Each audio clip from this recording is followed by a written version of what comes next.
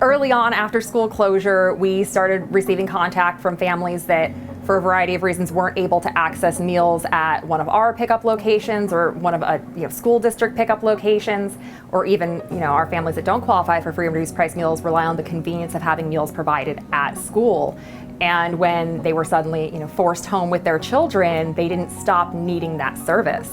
So we quickly transitioned into a service where we also provided home delivery for families that truly needed it, and at this point continue to provide delivery through summer. We went from having all of the Springs locations with at least one meal program available to students every day to having 11 of the sites open for meal service, providing 2 meals for every school day as it continued on a distance learning basis.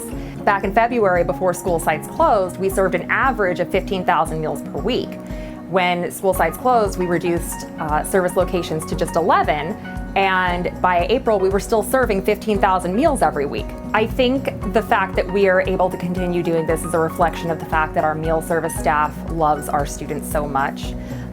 They're not contracted to work for the summer. They chose to work for the summer so they could continue serving our students.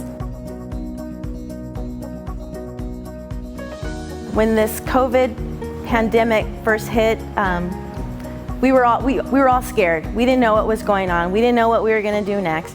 But with the guidance of our leadership, we all got together, came up with a game plan, and everything ran smoothly.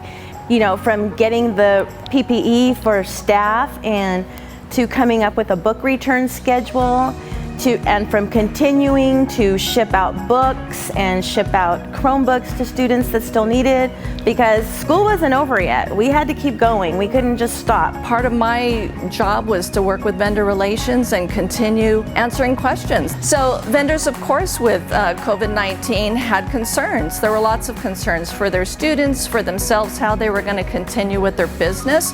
So together, myself, my supervisor, Arlene, we put together some answers for them. Recently, due to the COVID, we had to adjust so that we could ship it primarily to the students to avoid the teachers having to meet and extra contact the whole thing. And then we did the book returns, so I was in briefly, but it's good to be back in the office now with everybody else. With the curveball of the pandemic, basically we had to isolate each of the return shipments, essentially quarantine them here for a period of time, spray the boxes down. So we took those protective measures.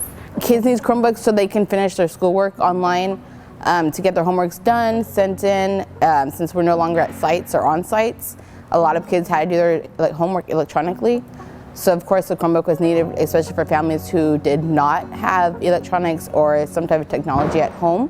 When everything started to come about in March, we decided to come up with a game plan on how to get the books back in June, how we could get ESs what they needed so they can get books back, which were gloves and masks, so they could do a contactless return. And then we put together a schedule so that we can pick up from ES's houses. So we went everywhere from San Diego to Lake Arrowhead to Santa Ana to Riverside. So we just went to numerous places to get everything back. So picking up the books from these ESs, from these teachers, they were very grateful that we were able to come down and pick it up safely, as opposed to having everyone come here to Bookmart and picking it up. So we went the extra mile, and they were very grateful for that, and we helped out with their process of the work. It was definitely a team effort here, and we couldn't have done it as well as we had planned unless everyone did their part, and they sure did. They did.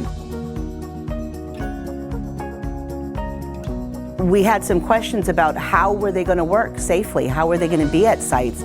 So I started digging into, what did PPE mean, and what was safe PPE and what wasn't, and really getting that information from the CDC and reaching out to senior cabinet. So we did that, and we got them their safety gear, and when they're at sites, they're wearing masks and gloves.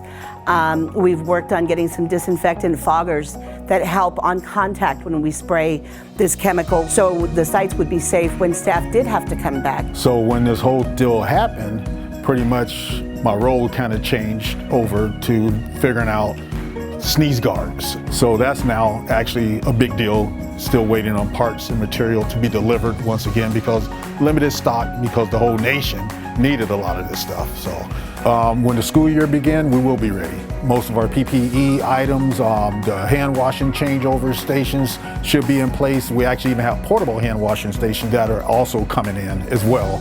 So we'll be ready.